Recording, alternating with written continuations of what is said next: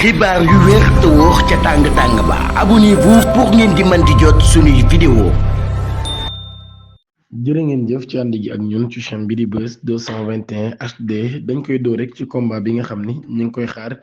ci diggante Balla Gaye 2 ak Franc combat boobee nag fans yu bari di ko xaar waaye bu mujjuwul yàqu-yàqu mën naa am ci boobu lépp combat li ko waral mooy Mansour Ba di promoteur bu Franc moom mi dafa bëgg a organiser boobu lépp combat waaye ki nga xam tamit moo di Baye Ndiaye mi nga xam ni moom moo représenté Balla Gaye 2 tamit moom mi bëgg organiser boobu lépp combat. geeru ñaari promoteur yooyu nag daal moo nar a compliqué combat bi nga xam ne ñu bari ñu ngi koy xaar négociation yi demoon ba sori ñaari mbër yi ku ci nekk ñoom ñaar xam le woon ni pare nga ngir boobu lépp combat daal di mën a am waaye boo moytu nag loolu yi mën naa bokk ci li nga xam ni moom mooy yàq combat bi wala moom mooy tax kon taxawal combat gi dina doon lu jafe loolu. dañuy dem ca Ziguinchor mbir mu doy waar lool moo fa daal di xew ginnaaw bi nga xamee ni.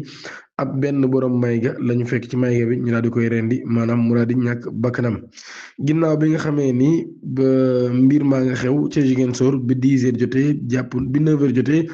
jàpp 10h la ñu fekk ci quartier Santhie ba benn jeune malien boo xam ne ci mbir mageeb ci boppam lañ ko fekk ñu daal di koy rendi wala ñu daal di faat bakkanam ci anam bu doy waar lool. ki nga xam ne moo di seen patron li mu xam ne mooy jamono bi mbir may am nag daal dafa demoon këram ngir ay soxlay boppam ci loolu yi mu bàyyi fa ñaari booy yoo xam ne ñoom ñoo fa nekkoon keneen ki tamit li mu xam ne mooy bi mbir mi xew daf ko fekkoon mu daal dem boutique bi mu ñëwee ci la fekkee keneen ki nga xam ne ñoom lañ bàyyi woon ci mayga bi ci situation yu doy waar yooyee ginnaaw bi nag sapeurs-pompiers daal nañ ko jël évacuer ko yóbbu ko hôpital police tamit daal nañ di jàpp enquête ngir nag daal di mën a xam dëgg-dëgg kan moo faat bakkanam ak lan moo xew ci boobule mbir. ba tey ci loolu yi ci la ñuy jàllee ci beneen mbir mu doy waar lool tamit ca brigade de recherche bu Kër Massar daan nañu arrêté ñetti nit 3 mars 2026 kon daan nañu arrêté boog ñaari nit ci seen du kenn ki di góor keneen ki di jigéen ñoom ñi nag daal ñu daal leen liggéey ñuy wax mbirum proxénétisme bu ñu sukkandee ci enquête nag daal ñi ngi doon exploité les vulnérabilités wu jeunes filles yi nga xam ne nekk foofee